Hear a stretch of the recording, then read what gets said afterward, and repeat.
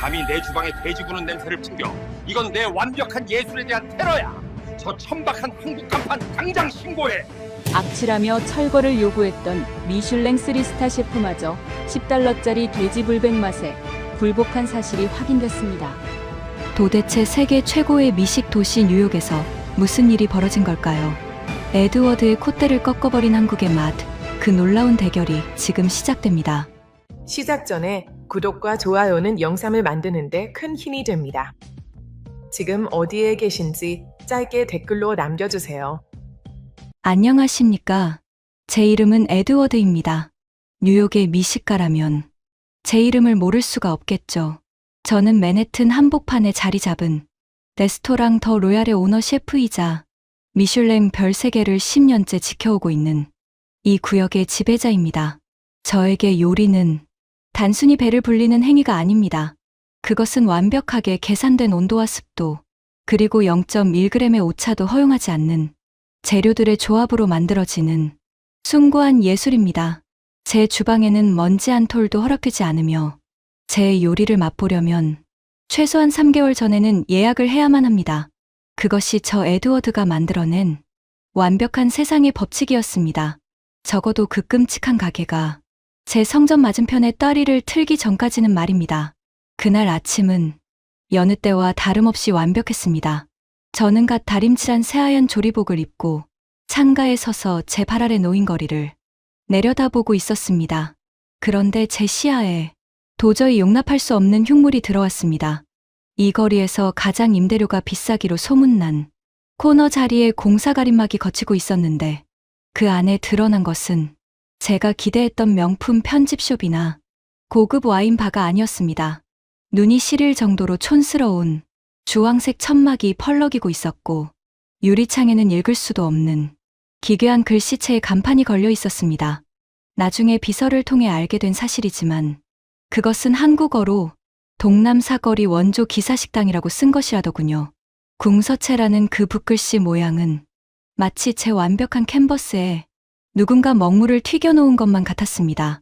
저는 참을 수가 없어서 비서를 호출해 소리쳤습니다. 당장 구청에 전화해서 저 쓰레기 같은 간판을 내리게 하라고 말입니다. 하지만 진짜 재앙은 가게 문이 열리면서부터 시작되었습니다. 그 정체불명의 식당이 영업을 시작하자마자 제 고귀한 레스토랑 안으로 테러와도 같은 냄새가 침투하기 시작했습니다. 최고급 트러플 오일과 샤프란의 향기로 가득해야 할 제 주방이 비릿하면서도 묘하게 구수한 멸치 육수 냄새와 코를 찌르는 매운 고추기름 냄새로 뒤덮이기 시작했습니다. 최첨단 공기청정기를 풀가동해도 소용이 없었습니다. 그 냄새는 마치 살아있는 생물처럼 바람을 타고 4차선 도로를 건너와 제 예민한 신경을 긁어댔습니다. 결국 저는 조리복도 갈아입지 않은 채 분노를 머금고 맞은편 가게로 뛰어갔습니다. 가게 앞에는 도저히 뉴요커라고는 볼 수 없는 뽀글머리 파마를 한 한국인 중년 여성이 빗자루질을 하고 있었습니다. 그녀가 바로 이 식당의 주인, 김 여사였습니다. 저는 그녀의 앞을 가로막고 삿대질을 하며 따지기 시작했습니다. 이 거리의 품격을 떨어뜨리는 저 천박한 주황색 천막을 당장 걷어치우라고 말입니다. 그리고 당신네 가게에서 나는 싸구려 음식 냄새 때문에 내 고상한 손님들이 불쾌해한다고 으름장을 놓았습니다. 제 목소리는 분노로 떨리고 있었습니다. 하지만 그녀의 반응은 제 상식을 완전히 무너뜨렸습니다. 그녀는 불그락푸르락하는 제 얼굴을 멀뚱히 쳐다보더니 옆구리에 끼고는 주머니에서 박하사탕 하나를 꺼내 제 손에 쥐어주었습니다.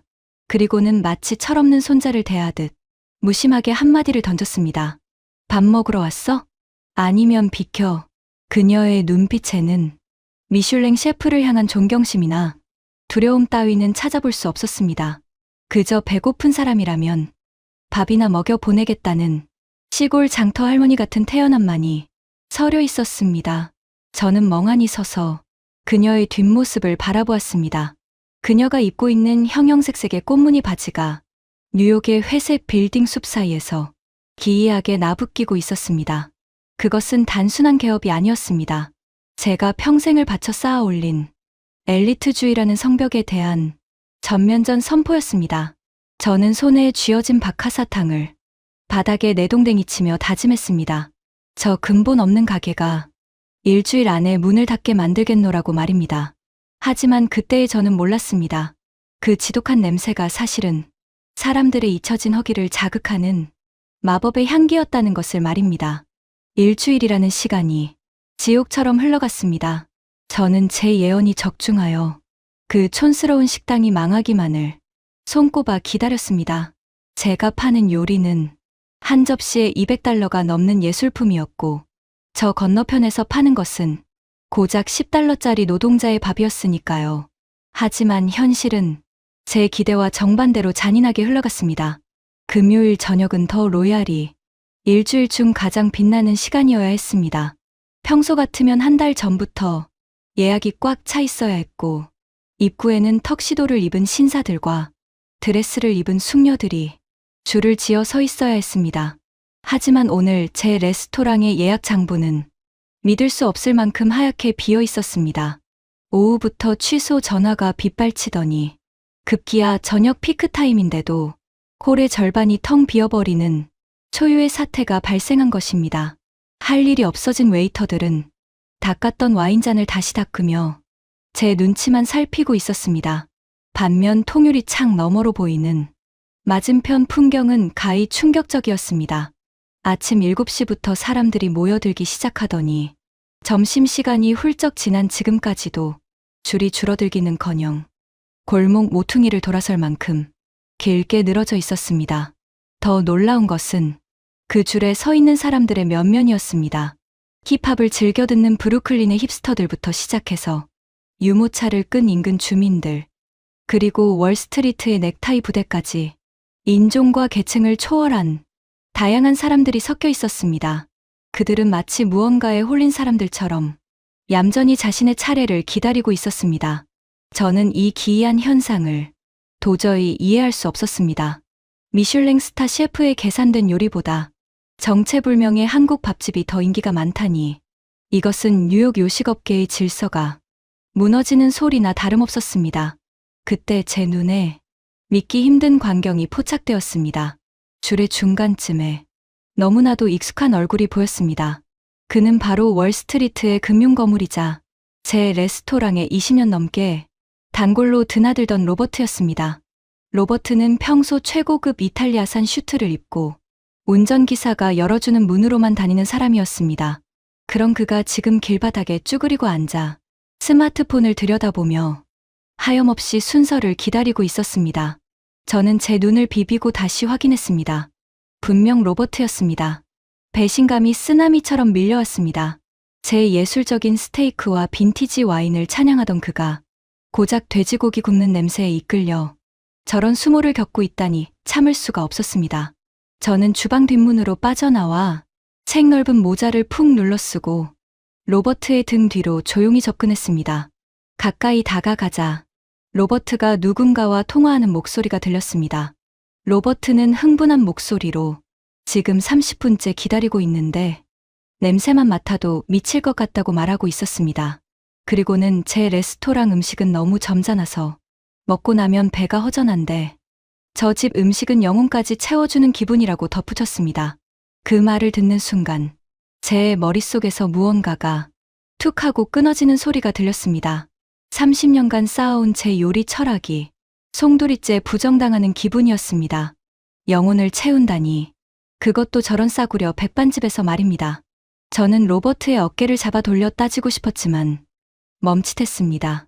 지금 제 정체가 탄로나면 더 큰 망신을 당할 것이 뻔했기 때문입니다. 저는 떨리는 손을 주머니에 찔러 넣고 다시 식당 쪽을 바라보았습니다. 유리창 너머로 보이는 사람들의 표정은 하나같이 행복해 보였습니다. 땀을 뻘뻘 흘리며 무언가를 열심히 먹고 있는 그들의 모습은 제 식당에서 숨죽여 칼질하던 모습과는 차원이 다른 생동감이 넘쳤습니다. 저는 인정할 수 없었습니다. 저것은 분명 사기이거나 음식에 중독성 강한 불법 약물을 탔을 것이라고 확신했습니다. 그렇지 않고서야 혀가 예민하기로 소문난 뉴요커들이 저렇게 열광할 리가 없었습니다. 결국 저는 중대한 결심을 내렸습니다.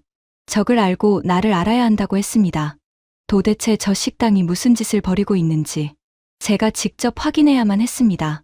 저는 급히 근처 잡화점으로 달려가 제 금발을 가릴 수 있는 번거지 모자와 얼굴을 반쯤 가리는 짙은 선글라스를 샀습니다.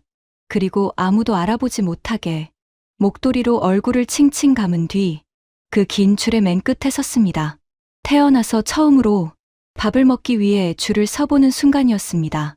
제 심장은 분노와 호기심으로 쿵쿵 뛰고 있었지만 코끝을 스치는 달큰하고 매콤한 불 냄새에 입안 가득 침이 고이는 생리적 현상은 막을 수가 없었습니다. 맨해튼의 황제인 제가 제 발로 호랑이 굴로 들어가는 순간이었습니다. 1시간이라는 굴욕적인 기다림 끝에 드디어 제 차례가 왔습니다.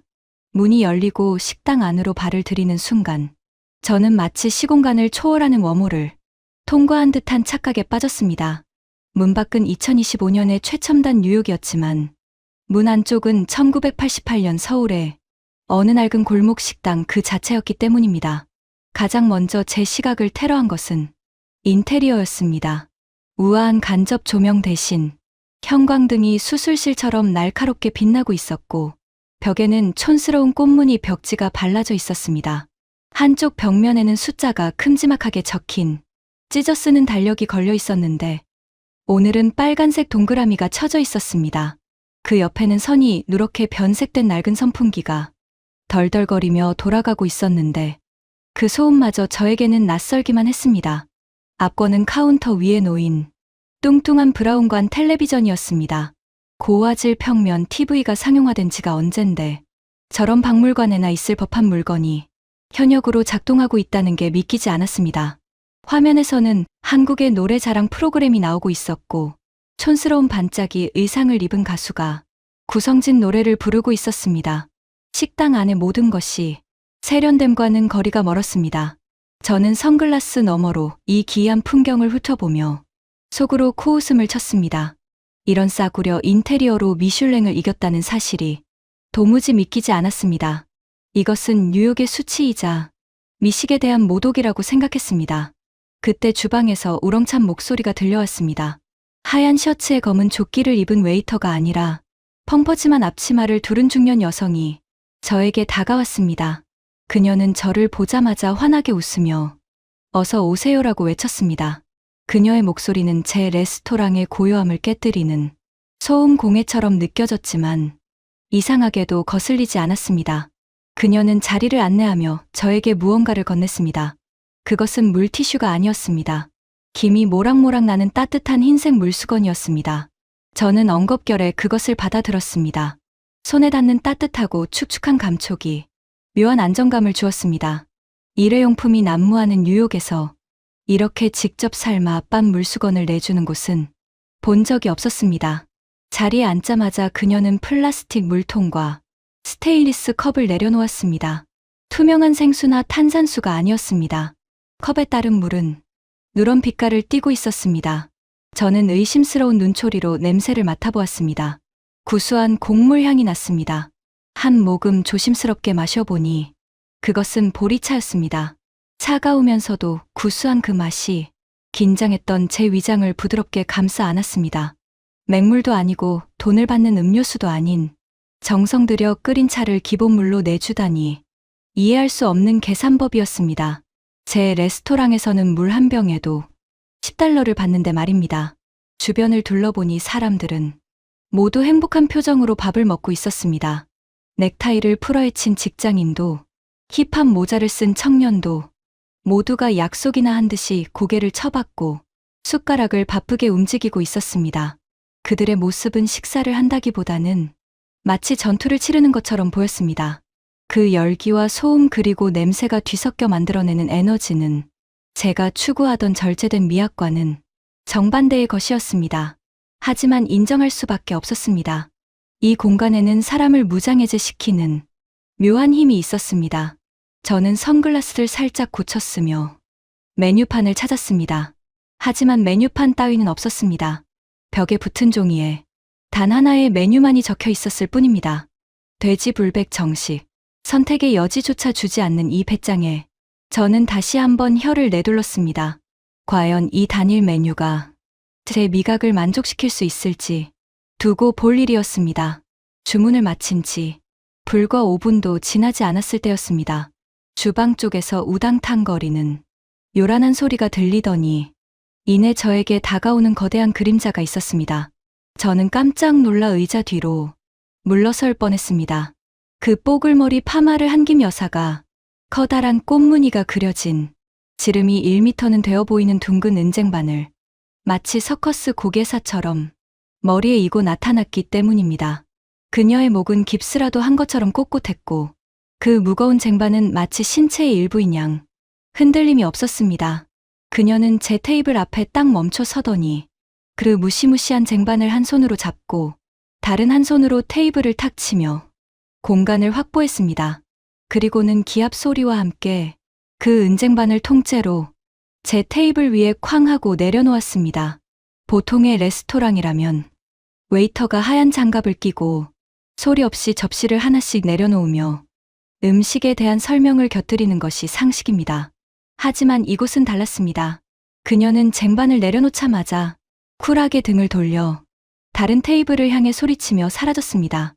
마치 사자 우리의 고기 덩어리를 던져주고 가는 사육사처럼 말입니다. 저는 멍하니 눈앞에 펼쳐진 은쟁반 위를 바라보았습니다. 그리고 제 눈을 의심했습니다. 분명 저는 돼지불백이라는 단 하나의 메뉴를 시켰을 뿐입니다. 가격은 고작 $10였습니다.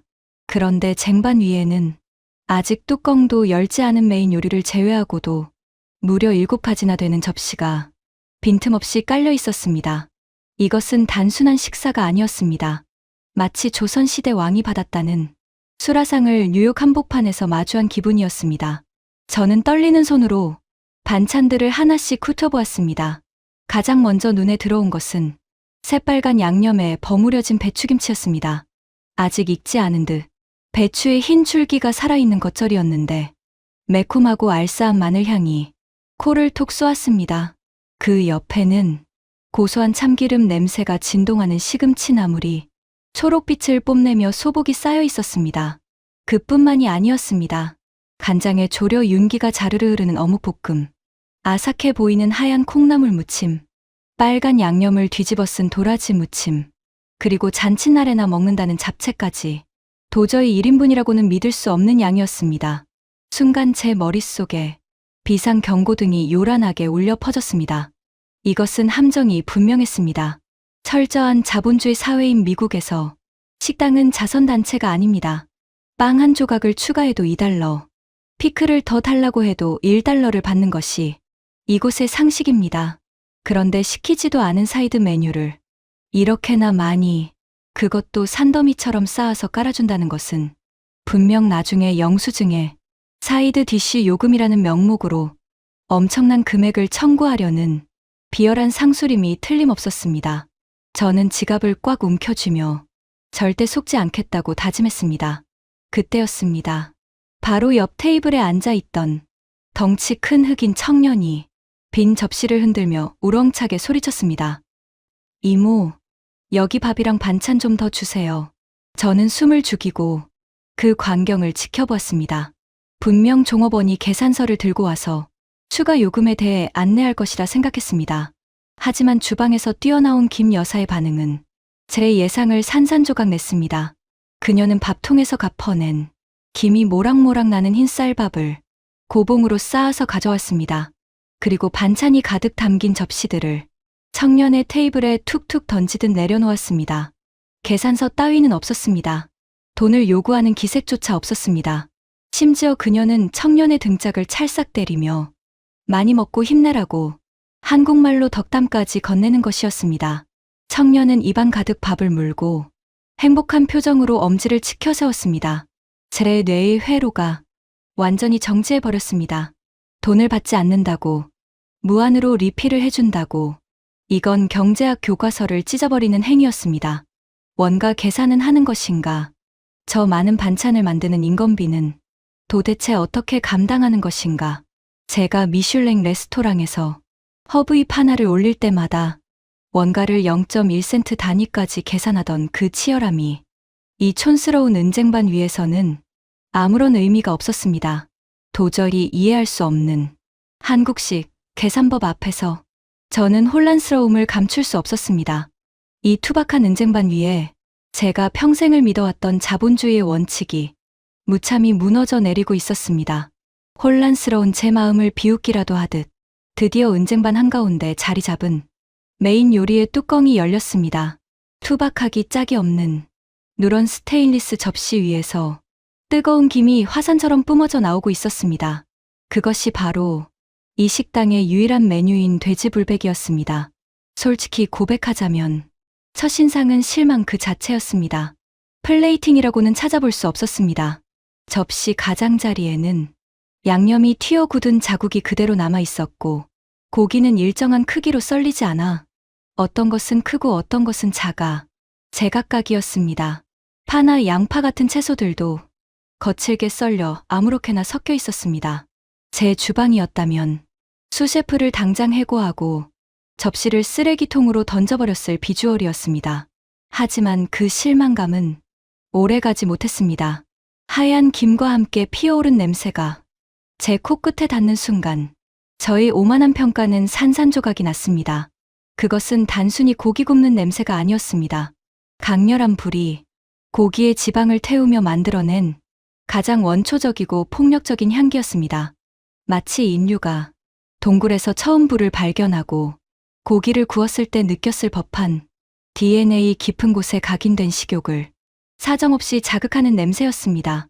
달큰한 간장 냄새가 베이스를 깔고 그 위에 매콤한 고추향과 알싸한 마늘향이 춤을 추고 있었지만 무엇보다 압도적인 것은 코를 찌르는 스모키한 불향이었습니다. 제 입안에는 순식간에 침이 홍수처럼 고였습니다. 미슐랭 셰프의 체면이고 뭐고 당장 저 고기를 입에 넣지 않으면 미쳐버릴 것만 같았습니다. 저는 저도 모르게 익숙하지 않은 얇은 쇠젓가락을 집어들었습니다. 손이 미세하게 떨리고 있었습니다. 서툰 젓가락질로 가장 잘 구워져 갈색빛이 도는 고기 한 점을 집어 올렸습니다. 고기 끝부분은 살짝 타서 바삭해 보였고 살코기 부분은 육즙을 머금어 반질반질하게 빛나고 있었습니다. 저는 홀린 듯이 그 고기를 입으로 가져갔습니다. 입술에 닿는 순간 느껴지는 뜨거운 온도, 그리고 혀에 닿는 순간 머릿속에서 폭죽이 터졌습니다. 夸광하고 말입니다. 달콤하면서도 짭조름한 간장 소스가 고기 깊숙이 배어 있었고 씹을 때마다 터져 나오는 고소한 육즙이 입안을 가득 채웠습니다. 무엇보다 충격적인 것은 입안 전체를 감도는 그윽한 불맛이었습니다. 훈연칩이나 목초액으로 어설프게 멋을 낸 가짜 향이 아니었습니다.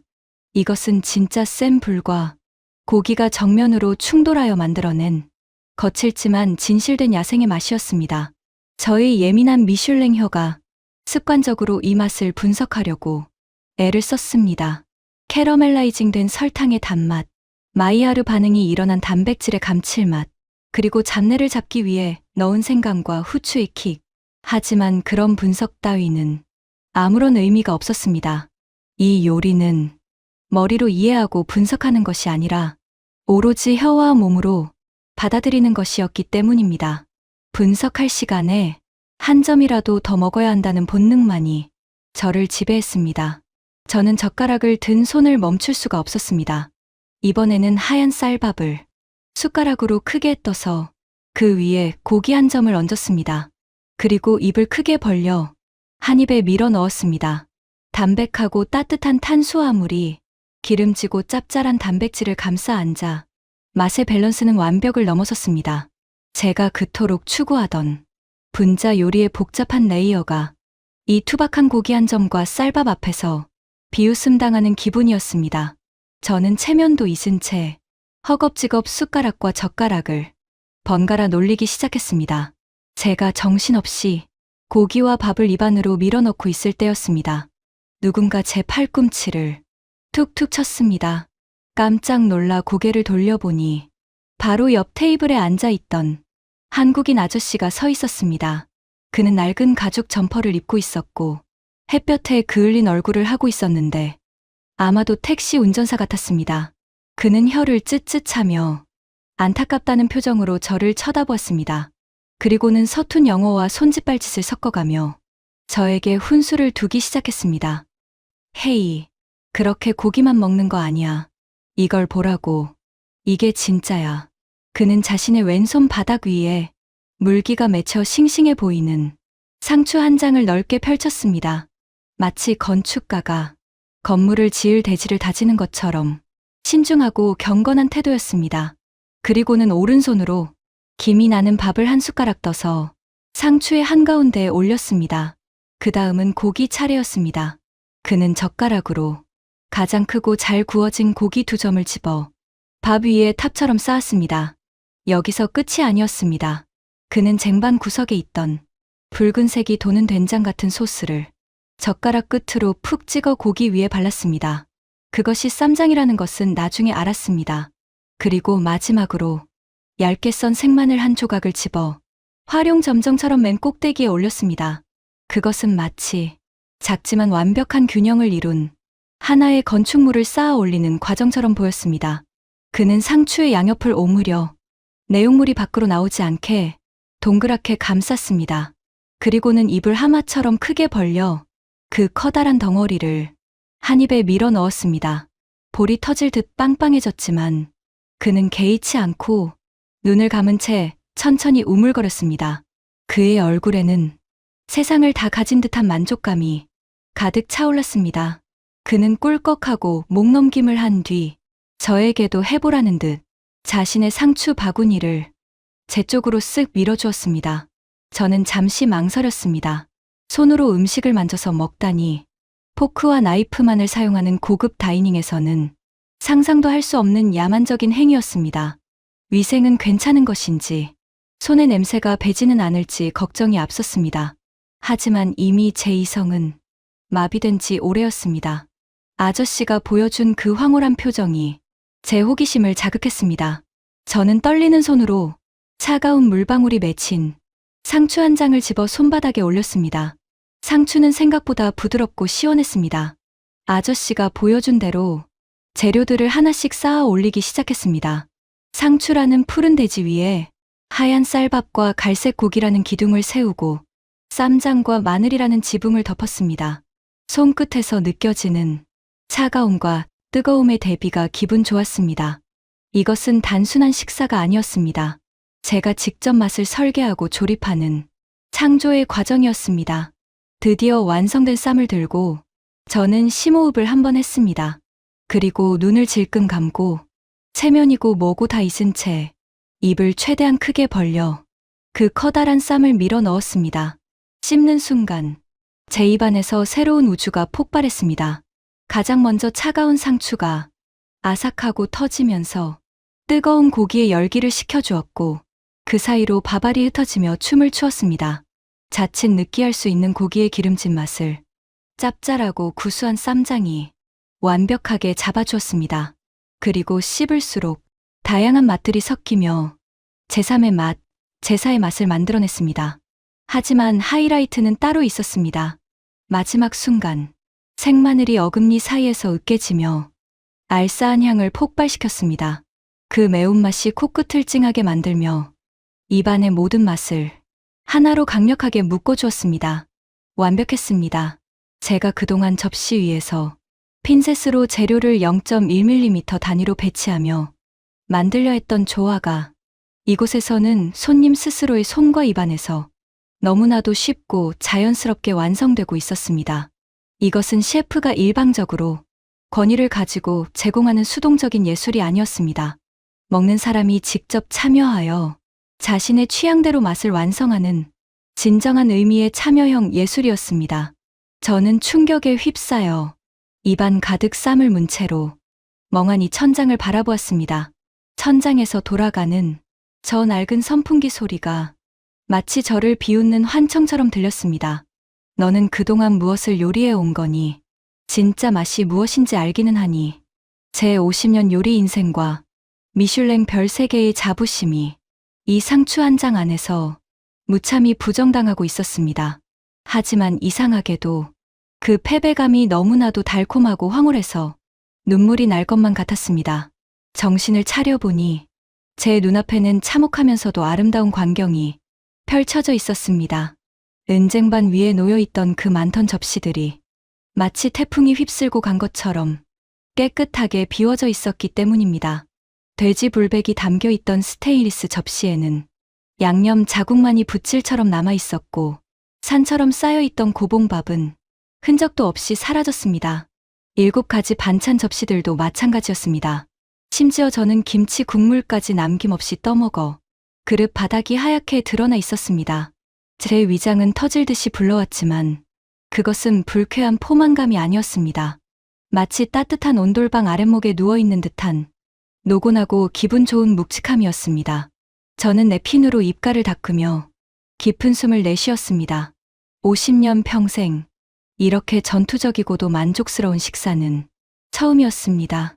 자리에서 일어나 계산을 마치고 나오려는데 손님들이 출입구 옆 구석으로 몰려가는 것이 보였습니다. 그곳에는 빨간색과 노란색이 섞인 낡은 자판기 한 대가 놓여 있었습니다. 사람들은 그 기계 앞에 서서 동전도 넣지 않고 버튼을 누르고 있었습니다. 그리고 잠시 후 달그락거리는 소리와 함께 작은 종이컵 하나를 꺼내 들고는 세상을 다 가진 표정으로 밖으로 나갔습니다. 저는 홀린 듯이 그들 뒤에 줄을 섰습니다. 저것이 이 완벽한 코스의 마지막 디저트임이 분명했습니다. 제 차례가 되었습니다. 저는 지갑을 꺼내려다 멈칫했습니다. 자판기에는 가격표 대신 매직으로 쓴 굵은 글씨가 붙어 있었습니다. 서비스, 공짜. 저는 제 눈을 의심했습니다. 뉴욕 한복판에서 물 한 잔도 돈을 받는 이 살벌한 도시에서 식후 커피를 무료로 제공한다니. 이것은 자본주의에 대한 도전이었습니다. 저는 떨리는 손으로 버튼을 눌렀습니다. 윙하는 기계음과 함께 종이컵이 툭 하고 떨어졌습니다. 그리고 뜨거운 물줄기와 함께 갈색 가루가 쏟아져 내렸습니다. 잠시 후 자판기 문이 열리고 김이 모락모락 나는 누런 액체가 담긴 종이컵이 모습을 드러냈습니다. 그것은 바로 한국인들이 믹스커피라고 부르는 인스턴트 커피였습니다. 저는 종이컵을 집어들고 코를 가까이 댔습니다. 고급 아라비카 원두의 산미나 갓볶은 로스팅 향 따위는 없었습니다. 대신 싸구려 프림의 느끼한 냄새와 설탕의 달콤한 냄새가 커피 향을 압도하며 올라왔습니다. 평소에 저라면 이런 것은 커피가 아니라 설탕물이라며 경멸했을 것입니다. 하지만 저는 떨리는 손으로 종이컵을 입에 가져갔습니다. 호로록 뜨거운 액체가 입 안으로 들어왔습니다. 그 순간 제 머릿속에서 마지막 남은 이성의 끈이 툭 하고 끊어졌습니다. 달았습니다. 너무나도 달콤했습니다. 혀를 감싸는 프림의 부드러움과 머리가 띵할 정도로 강렬한 설탕의 단맛, 그리고 그 뒤를 받쳐주는 쌉싸름한 커피 맛. 그것은 완벽한 황금 비율이었습니다. 제가 레스토랑에서 최고급 머신으로 추출한 에스프레소 한 잔을 팔 때 크레마의 두께와 온도를 체크하며 얼마나 많은 스트레스를 받았던가요? 하지만 이 공짜 자판기 커피는 그 어떤 복잡한 과정도 대가도 없이 단추 하나만으로 저에게 완벽한 위로를 건네고 있었습니다. 한 모금, 두 모금, 마실 때마다 제 몸속에 남아있던 피로와 긴장이 눈 녹듯이 사라졌습니다. 이 싸구려 단맛이 기름진 돼지고기로 놀란 위장을 진정시키고 카페인이 뇌를 깨워주었습니다. 이것은 단순한 음료가 아니었습니다. 고된 노동을 마친 사람들에게 건네는 대가 없는 달콤한 휴식이었습니다. 저는 식당 밖으로 나와 뉴욕의 차가운 바람을 맞으며 남은 커피를 단숨에 들이켰습니다. 종이컵 바닥에 남은 설탕 찌꺼기까지 아쉬울 지경이었습니다. 제 입에서 저절로 탄식이 흘러나왔습니다. 내가 파는 $20짜리 디저트보다 이 공짜 커피가 더 완벽한 엔딩이라니. 제 50년 요리 인생이 이 작은 종이컵 안에서 완전히 부정당하는 순간이었습니다. 하지만 이상하게도 그 패배감이 슬프지 않았습니다. 오히려 가슴 벅찬 해방감이 느껴졌습니다. 저는 빈 종이컵을 구겨 쓰레기통에 넣으며 결심했습니다. 내일 다시 와야겠다고 말입니다. 다음 날 아침이 밝았습니다. 저는 평소처럼 조리복을 입는 대신 가장 아끼는 이탈리아산 정장을 꺼내 입었습니다. 그리고 넥타이를 매고 머리를 단정하게 빗어 넘겼습니다. 오늘은 제 인생에서 가장 중요한 만남이 있는 날이기 때문입니다. 저는 제 레스토랑의 문을 나서 4차선 도로를 가로질러 맞은편 기사식당으로 향했습니다. 아직 오픈 전인 시간이라 주황색 천막 아래는 한산했습니다. 김 여사가 가게 앞에서 빗자루로 바닥을 쓸고 있는 모습이 보였습니다. 그녀의 뽀글머리는 여전히 힘차게 솟아 있었고 꽃무늬 몸빼바지는 아침 햇살을 받아 더욱 화려하게 빛나고 있었습니다. 저는 심호흡을 한 번 하고 그녀에게 다가갔습니다. 그녀는 인기척을 느꼈는지 허리를 펴고 저를 돌아보았습니다. 저는 준비해 온 인사를 건네려 했습니다. 당신의 요리에 감동했습니다. 당신이 나의 스승입니다. 라고 말하려고 했습니다. 그런데 제가 입을 떼기도 전에 그녀가 먼저 말을 걸어왔습니다. 그녀는 빗자루를 턱하니 짚고 특유의 무심한 표정으로 저를 보며 말했습니다.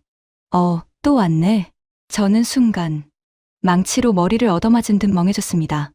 또 왔다니요. 어제 저는 번거지 모자를 눌러쓰고 선글라스로 얼굴을 가리고 목도리로 칭칭 감은 채 잠입했었습니다. 제 직원들조차 알아보지 못할 완벽한 변장이었습니다. 그런데 그녀는 그 모든 것을 꿰뚫어 보고 있었던 것입니다. 어제는 도둑놈처럼 하고 와서 상추를 걸신 들린 듯이 싸 먹더니 오늘은 뺀질하게 입고 왔네. 그녀는 툭 던지듯 말하며 피식 웃었습니다. 그 웃음 뒤에 숨겨진 여유와 통찰력에 저는 온몸에 소름이 돋았습니다. 그녀는 알고 있었습니다. 제가 누구인지. 어제 구석 자리에서 허겁지겁 밥을 먹던 남자가 바로 며칠 전 삿대질을 해대던 그 콧대 높은 셰프라는 것을 말입니다. 그녀는 저를 비웃지 않았습니다. 쫓아내지도 않았습니다. 그저 배고픈 중생 하나가 밥 한 끼 잘 먹고 간 것을 흐뭇하게 지켜보고 있었던 것입니다. 제 알량한 자존심과 위선이 그녀의 깊은 눈빛 앞에서 발가벗겨지는 기분이었습니다. 저는 옷매무새를 다듬고 그녀를 향해 가장 정중하고 깊게 허리를 숙였습니다. 이것은 패배자의 굴복이 아니었습니다. 진정한 고수를 알아본 예술가의 경의 표시였습니다. 어제 음식 정말 훌륭했습니다. 제가 졌습니다. 제 주방에는 없는 것이 당신의 주방에는 가득하더군요. 제 진심 어린 고백에도 그녀는 대수롭지 않다는 듯 손을 휘휘 저었습니다. 싱거운 소리 말고 배고프면 들어와. 오늘 고기 좋은 거 들어왔어. 그날 이후 맨해튼의 풍경은 조금 달라졌습니다. 저는 매주 한 번씩 제 레스토랑의 수셰프들과 막내 요리사들을 데리고 기사식당을 찾습니다. 화려한 기술에만 취해 있는 그들에게 요리의 본질이 무엇인지, 맛의 뿌리가 어디에 있는지 가르쳐주기 위해서입니다. 우리는 나란히 앉아 쌈을 싸먹고 마지막엔 자판기 커피를 마십니다. 그 달콤한 시간 속에서 우리는 셰프가 아니라 행복한 식객이 됩니다. 제 레스토랑 더 로얄의 메뉴판에도 작은 변화가 생겼습니다. 가장 비싼 코스 요리 마지막에 K-스타일 스위트 커피라는 이름의 믹스커피가 추가된 것입니다. 물론 가격은 무료입니다. 손님들은 $300짜리 코스를 먹고 나서 이 공짜 커피를 마시며 가장 행복하게 웃습니다. 이제 저는 압니다. 세상에서 가장 맛있는 요리는 비싼 재료나 화려한 기교로 만드는 것이 아니라는 것을요. 그것은 누군가의 허기를 채워주고 싶은 따뜻한 마음에서 시작된다는 것을 말입니다. 화려한 미슐랭 별보다 빛나는 건 투박한 은쟁반 위에 담긴 따뜻한 밥 한 끼의 정이었습니다. 지금도 제 레스토랑 건너편에는 여전히 촌스러운 주황색 천막이 펄럭이고 있습니다. 하지만 저에게 그것은 더 이상 흉물이 아닙니다. 뉴욕에서 가장 아름다운 깃발이자 제 요리 인생의 영원한 등대입니다.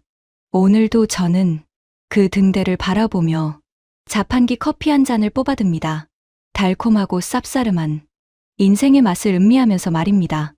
뉴욕의 차가운 빌딩 숲 사이에서 피어난 따뜻한 밥 한 끼의 기적.